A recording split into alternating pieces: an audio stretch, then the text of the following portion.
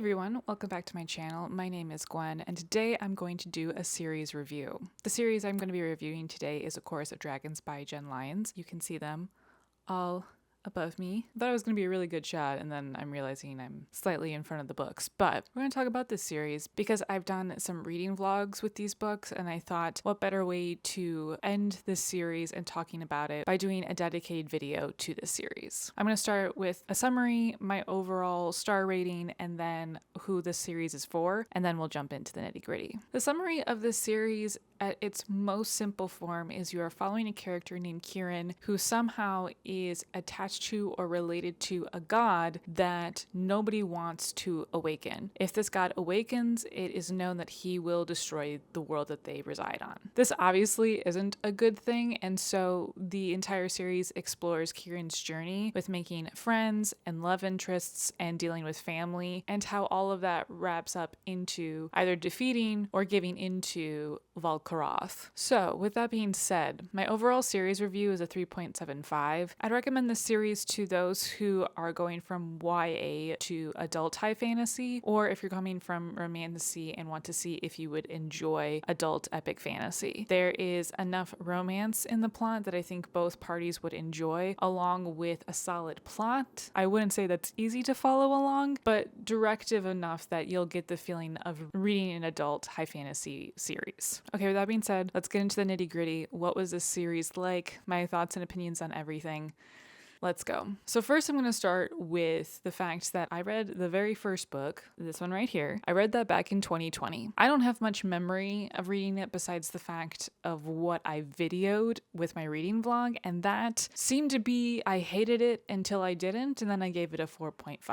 The rest of these books I have read in the past 3 months, and it's because I really wanted to get it off of my TBR, and I kept on expecting to get to an ending that I would really enjoy, or it would seal it off with a nice bow, and I didn't feel that way when I read the final book. So to start off with, let's talk about the world. It's a very basic world, your normal fantasy world. There's a map at the beginning of the books, obviously, and we get to see a multitude of different cultures, but in the first book, I believe we really only focus on the Empire stronghold. We hear about other places, and sometimes our characters jump into or teleport into some of these locations, but it's never for very long. And then as we progress in the second book, we had a whole country that was dedicated to fighting and horses. There's even a whole culture of people who are horses, but they are sentient enough that they are their own people. And then alongside them are humanoids that look similar to horses. So then in the third book, we get another culture that is similar to elves, I would say, in most adult high fantasy. We get to see them again in the fifth book, but the fourth and fifth book really are just focusing on plot. As the series progressed, it was very obvious that we were building up a world, and it was very easy to follow along most of the intricacies of the culture. The thing that is very hard to follow is the reincarnations. This world's afterlife is a little bit complicated in the essence of there are demons that could potentially steal your soul. Fun. And then there's also a part where if someone who loves you wants you to be reincarnated or your soul sent back, that can happen. Otherwise, if you're dead and no one's there right as you died to save your soul, it might take a couple of years to a millennia for you to reincarnate again and have another life. Now, this is a very interesting concept. Obviously, reincarnation is talked about in many different religions around the world and folklore in general. In this book, though, it gets very confusing because our main three characters have had so many lives, and they reference those names so much that sometimes you lose the plot of what is happening in dialogue to understand what is going on. And I had to reread or re-listen to the audiobook sections multiple times because I was like, who is talking, who is being referenced? I might just have to hunker down and just deal with what's being thrown at me because I lost it. Now, what I will say, Lyons has a glossary in the back with all the names, also how to pronounce everything when it comes to basically every noun in the book. And then there is also a family tree, multiple ones, and because whenever the reincarnation gets introduced, there is also a reference to those reincarnations and how people are related. And it gets very messy very quickly, and sometimes sometimes, even by the fifth book, I was very confused who was angry at who for like some past life that did them wrong. It can just get very convoluted. And I mentioned that in my vlogs for both 2 and 3. Now, onto the writing, I wouldn't say it shines in any way, but the writing is simple and straightforward and didn't slow me down when it came to dialogue or introduction of new places or elements of the journey. One of the main problems with the writing was actually the pacing throughout each of these books. Mainly the second and the third one, I found the pacing to be irregular. Basically, the first book, we get Kieran's perspective, and then the second one, we go back in time to then hear Janelle's perspective of some similar events, but then also events we've never seen or heard of in the first one. And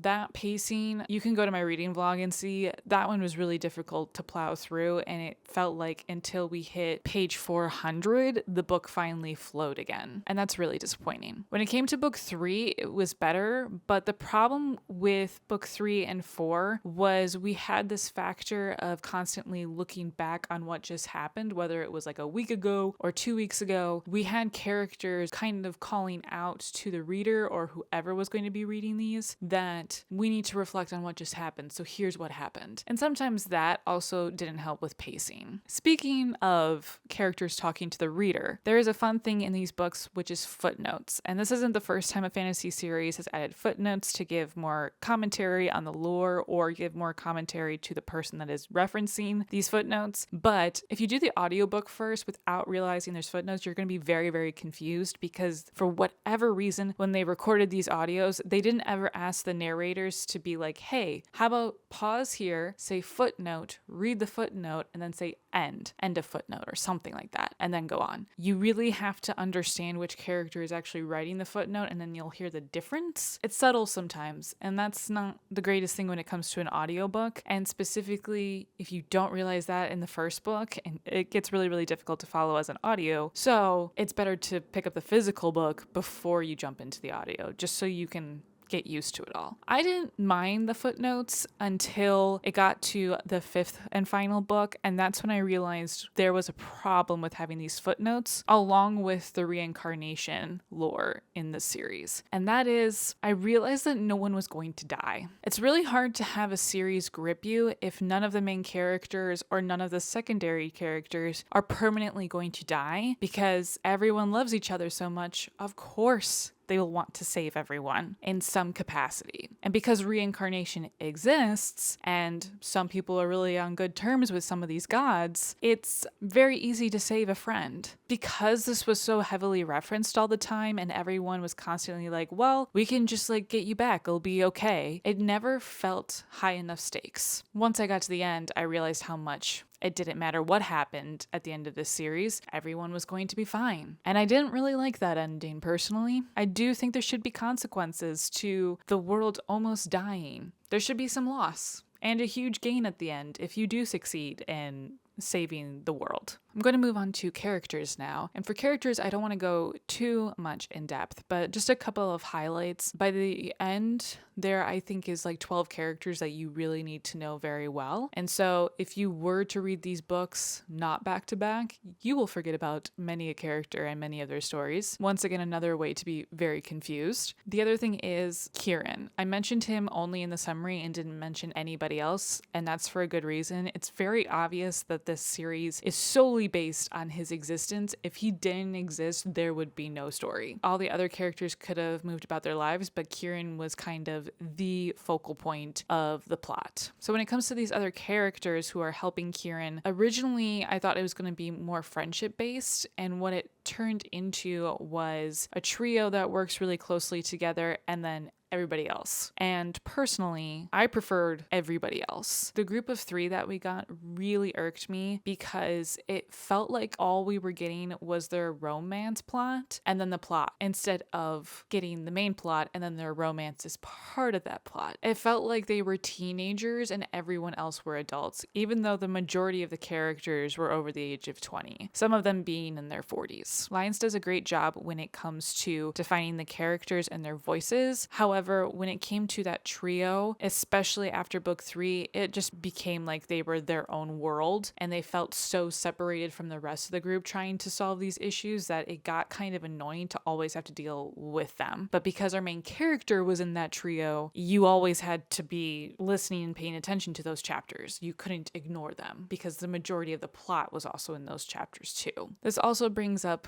the romance. I will say the romance in this series felt very insta-lovey, which is why I thought YA readers might enjoy this. There is a reason as to why insta-love is happening, which Lyons says as part of the lore that when you get reincarnated, your soul never forgets the loves you had previously. And so if that person also reincarnated, you will have this like love attachment instantly when you meet them again. I don't like insta-love.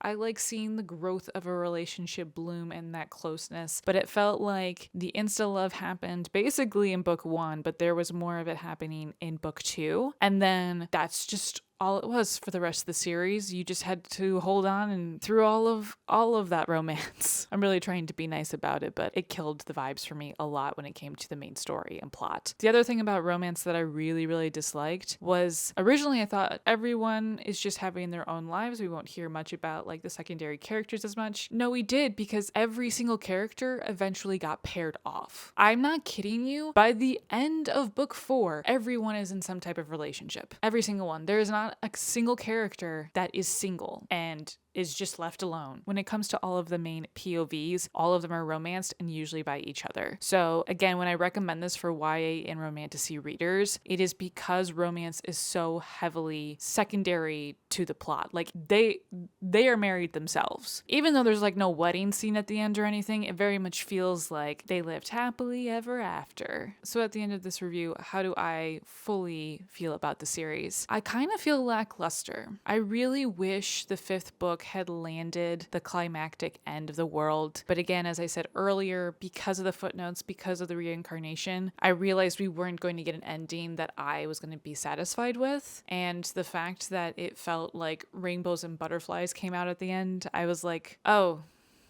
And again, there were no consequences. I will say, as I was reading the story, I did get excited and I did want to see what the ending would be, especially with all the choices that were made throughout, and especially the change that happened in the 4th book. I got super excited. By the 4th book too, the pacing was really great and it proceeded to be very good for the 5th book. I do think if I was younger and I had just decided that I was going to be reading adult fantasy versus YA, I would have really enjoyed the series and probably would have ranked these books higher and the series overall. But now at this point in my life and reading so many other adult epic fantasies, this one was just kind of a bust for me. I do think I'm going to keep the books for a bit just for reference, and obviously I had a decent time overall. It isn't the worst thing I've ever read in the world, but eventually these probably will leave my shelves in the next couple of years. So if you're thinking about reading this series, I hope this review has helped you, and until next time, I'll see ya. Bye!